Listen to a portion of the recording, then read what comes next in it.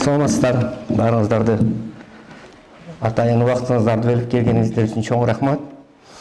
Биринчиден мамлекет башчысына Эдил Жолдубаевич Элдин мырзага ушул бүгүнкү датаны, эки датаны эстеп, мондай чоң жыйын кылып конференция атканыңыздарга ыраазычылык билдирем. Мен ойлогом эстебей калдык, бизди чакырбай калды экен деп. Анан чакырганда мен сүйүнүп кечеги боло турган конференцияны, бүгүнкү боло турган конференцияны эртеңке жылдырганбыз. Кече жылдыр, кече өткөрдүк да. Анан Абдыган Эркебаевич, эгерде 3 мүнөт боло турган болсо мен келбейт элем да. Ачыгын айтайын. Анан эми өзүңөр билесиңер, мына Баатырыбыз сүйлөдү. Өзүңүз айткандай, ушу 3 революция деп коебуз, Аксы окуясын жазбай коюп турсаңар, Аксы окуясы, Март окуясы, Апрель окуясы, мына ошолордун баардыгына катышып, катуу жаракат алып, аман калып дегендей келаткан адамдардын биримин. Аны ошон үчүн бул конференцияга мен суроо берейин деп атам баарыңыздарга. Президенттин өкүлүнө, вице-премьерге, бул биз жөн эле уюштурдукпу бул конференцияны, мындай формальность үчүн, же бир жыйынтык алалы, сабак алалы деп уюштурду деген суроо берип атам да. Эгерде биз жөн эле уюштурсак, анда жөн эле кетип калалы. Жо сабак алалы, ошонун максатына жеттиби? Же жеткен жокпу деп уюштурсак, анда убалы бирибизди. Бузбай, убалы, мен деле убактыңыздарды алайын дегенден алысмын, просто көп өткөн башыбыздан. Ошон үчүн кичине айтууга туура келет да. Биринчиден, Аксы окуясын эстебей кое албайбыз. Аксы окуясы билесиңер, 17 мартта 2002 жыл болгон. Аксы окуясында бардыгы 37 000 адам катышкан пикет митингге. 700дөн ашуун адам ачкачылык жарыялаган.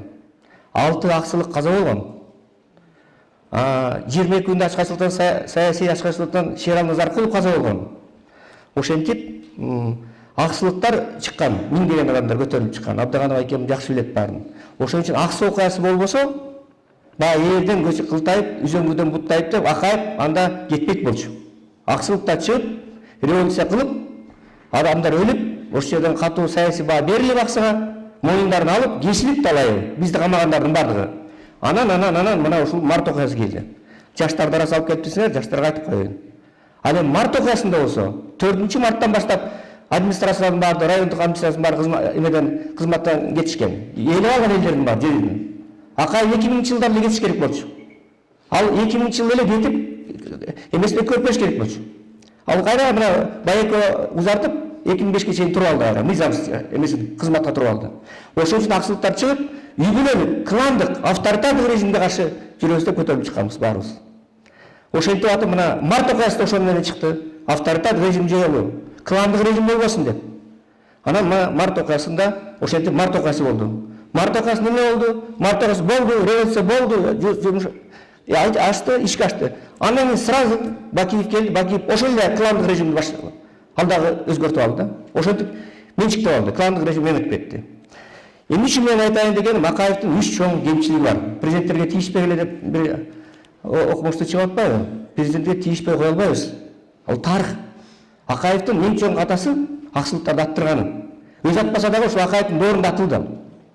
Акаевдин эң чоң күнөөсү бул мамлекеттик коралдуу күчтөрдүн кол башчысы президент болуп туруп качып кеткени башка өлкөгө. Эч качан кечирилбейт. Мен бетим карап жүрөт башка өлкөгө барсам, качкын президентке деп. Президент качып кеткен деп жүрөт. Үчүнчүсү. Мына азыр мына илимий кызматка жакшы айтып кетти, кызыбыз айланайын. Наркомандар, ички иштер, криминалдар деп баарыбызды атаган. Миңдеген адамдарды ошентип Акаевди атаган, уялбай. Акаев соттолуш керек болчу. Соттолбой эле жүрөт, актап коюшту азыр. Бул тарых, мына баарыңызга айтып коеюн. Мен Акаевге каршы эмесмин. Бирок мен кичпейилдик кылып, айкөндүк кылып деп айтайын. Кызы бермеп келгенде, работа менде чыккан, ушул жерден кызын соттотуп эмете турганда иш козгогондо, кызын иш козгоп соттоп туруп мен ага иштесем. Бошотуп, его ишин токтотуп, анан Алматыга чейин узатып барган. Атасынын кылган жамандыгына карабай. Коем кыз менден биле деп. Муну дагы тарыхын айтып коеюн. Аны Март окуясына келсек, Март окуясында талаптар коюлган. Мына азыр 2 жолку спикер болгон агабыз башкарып атканын мен сүйүнүп атам. Бул киши Абдыган эке, сиз Акаев башкарып турганда спикер деңиз. Ошондо Совет Безопасностьтын жыйынында сиз гана каршы чыккансыз. Каршы чыккан ак кара болгон, ак карага кылган сизди. Улам сизди тияк бияктан чукула Акаев каршытап. Абдыган эки акыра азыраак сүйлөңүз. Убактыңыз жок деди. Сиз ошондо каршы чыгып, спикер катары туруштук бергенсиз. А мен да азыр каршы чыгайын деген оюм жок. Бирок бизде талаптар болгон. Революциянын талаптары. Мына канчалардан азыр апрель окуясынан каза болушту, март окуясында эметкенде каза болду, ак суу окуясынан каза болушту. Ошолордун арбагы жатат да. Балдардын баары жетим калды, аялдар жесир калды. Ошолордун талаптары болгон. 6 талап болгон. Биринчи, эркин шайлоо болсун. Экинчи, жыйында, тыш жыйындар аткарылсын, болсун тыш жыйындар. Пикет митингдер болуп, ар бир сөз эркиндиги болсун, адам укугу сакталсын, саясий баа берилсин окуялардын баарына, март окуясына, апрель окуясына деп ушундай талаптар болгон. Эми ошо талаптар азыр аткарылдыбы? Кандай аткарылды? Бакиев сразу эле алды, аткарган жок. Үй бүлөсү оготур күчөдү. Анан акыры Акаевдин тагдырын кирди, качып кетти. Жоголду ошол бойдон. Мына азыр соттолуп атат. Экинчиси, анан кийин келгендер эмне болду? Бакиевден кийин Отунбаев эмне болду? Отунбаев бир топ жакшы иштеди, аракеттер кылды, бирок ошо окасы чыгарганга жол берди. Конституцияны иштеп чыкты. Конституцияны иштеп чыккан конституция эмне болду? Жалаң парламентский эмес, же президентский эмес. Эмне болду? Конституция болду, мына мамлекет талкууланды. Курулуштар болгон жок, мамлекет талкууланды, же завод, фабрика курулган жок. Жалаң саясат менен эметип калдык. Ошондуктан мен президент Садыр Жапаровдун 20 бийлигин колдоп чыктым. Оппозициянын өкүлдөрү менин жүргөн бар каршы болушту. Турсунбаев кошоматов жүрөт деп. Мен өкүм эмес качан. Мына бул конституциянын авторлору иштеп чыкты ошону. Бул конституциянын 40-статьясынан 23-статьясына, 65-статьясына, 43-статьянын авторлорунун биримин, Конституциянын кеңешмени мүчөсү катары. Ошон үчүн Бакиев ошондо чоң ката кетирди. Отунбаев жаңандай ката кетирди. Андан кийин Сооронбай Сарыпович келди. Ал киши дагы адам укугу сөз эркиндиги кемчилик кетирген жок. Мүмкүн болушунча аракет кылды. Бирок эч кандай бир чечкичтикке барган жок, реформага барган жок. Коомдук пикир менен эсептешкен жок. Акыры эмне болду? Акыры ал киши да кетти. Мына азыркы бийлик келди. Мен колдоп жүргөн бийлик азыр. Колдой берем. Садыр Нургожоевич менен Камчыгдашевич, Талап Мамутович түрмөдө ятканда. Мен омбудсмен катары 13 жолу түрмөсүнө кирдим. Ошондо кадыр Камчыгдашевич айтты, Турсунбаев рахмат сизге. Мен сизди билбей жүрүптүрмүн. Көрсө башына кыйынчылык түшкөн адамдар гана укук коргоочун билет турбайбы деп мага ыраазычылыгын билдирген. Камчыгдашевич имиз. Садыр Нургожоевич 2 саат кабыл алды баягы. Ошон үчүн мен буларды колдогон адаммын. Ушулар иштесе экен, 5-10 жыл болобу, улам алмашып иштеби, жөө иштеби, эмнеседе иштеп кетсе мамлекет өлүп кетсе деп атам. Мамлекет азыр өлүп атат, көрүп атабыз. Социалдык экономикалык маселелер чечилип атат, коргонуу маселелери чечилип атат, чек ара маселеси талаштар болсо дагы чечилип атат. Эч ким чечкен эмес бир да президент буга чейин. Чечилип атат. Көп маселелер чечилип атат.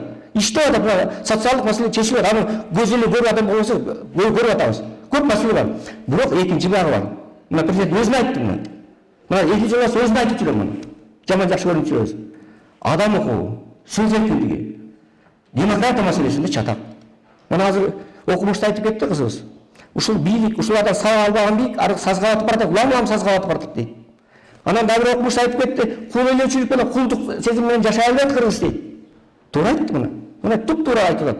Азыр дагы адам укугу, сөз эркиндиги боюнча сазга батып атабыз биз. Мына адамдар камалып атат.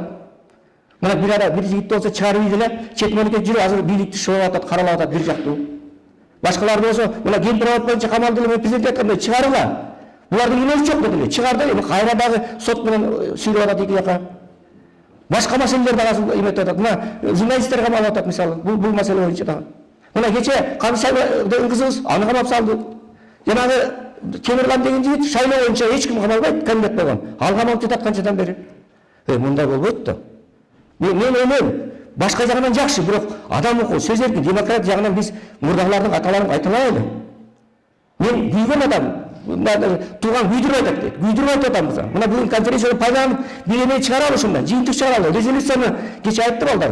Сен эмелер докладыңар чыгат китеп болду деп. Менин китебимди, менин сөзүмдү басасыңар, баспайсыңар өзүңөр билгиле. Бирок мен ойлойм, бүгүнкү конференция өтүп атканынан өзү жакшы. Мына мен Айза тиги бир укук коргоочу качып кеткенде мен президентке кайрылдым.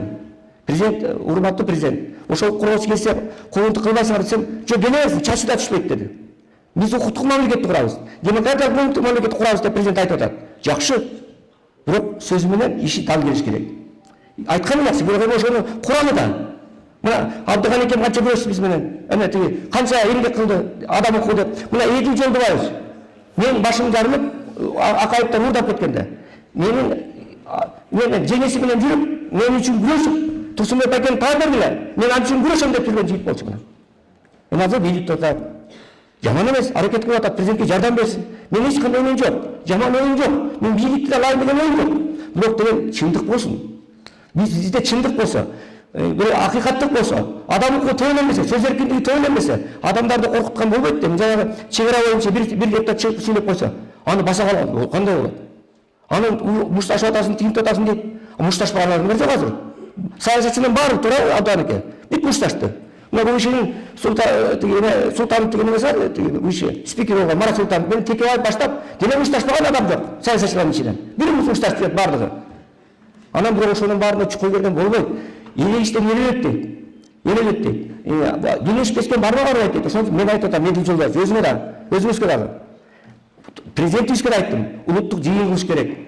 Диалог кылалы, консолидация кылалы, өз ара сүйлөшөлү. Анан эч кандай силердин пикириңер менен эсептешпейбиз деп айтпагыла. Коомчулуктун пикири болот, эл болот. Эгер менин пикирим жок, сен эмнеге чакырдың анда? Значит, пикирим болгон үчүн чыгарып атасыңар өзүңөр. Значит, пикирди уккула. Биз менен эсептешкиле.